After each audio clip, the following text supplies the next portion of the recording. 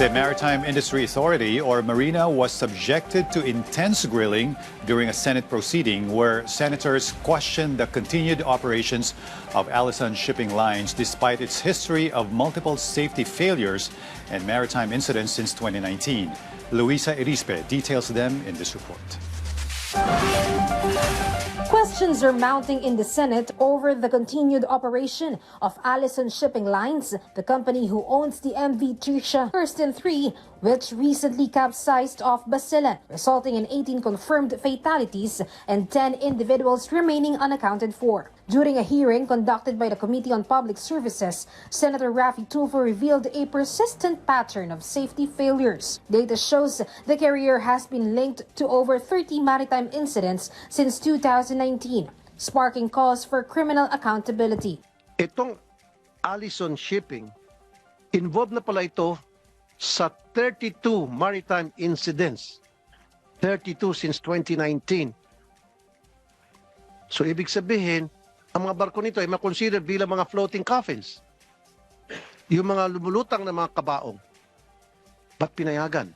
The Maritime Industry Authority, or Marina, faced stern criticisms during the proceedings for what lawmakers described as regulatory negligence. Marina, ibig sabihin, inutil po kayo dyan sa Marina.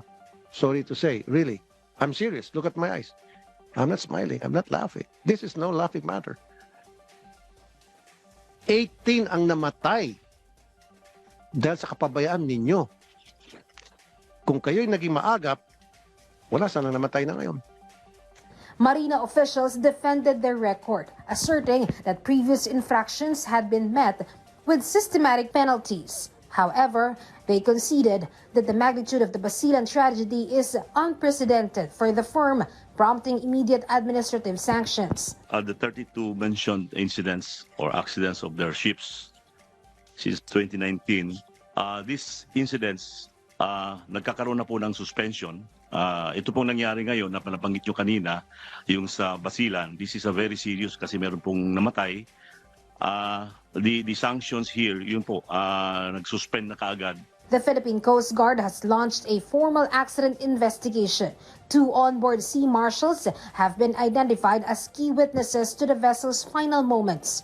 Central to the inquiry is whether the tragedy was caused by overloading or improper cargo distribution, which may have compromised the vessel's stability. Kung lumitaw na hindi para balanse yung pagkalagay ng masakyan, din dapat yung checker noon managot. Kung kinakailangan makulong dahil sa pagiging pabaya. Isa po yan sa magiging resulta ng investigation po.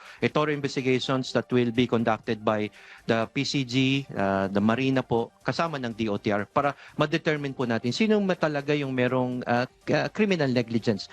Meron pong neglect po doon. We will do that, Mr. Chair. In the wake of the disaster, both Marina and the Coast Guard are reviewing safety protocols.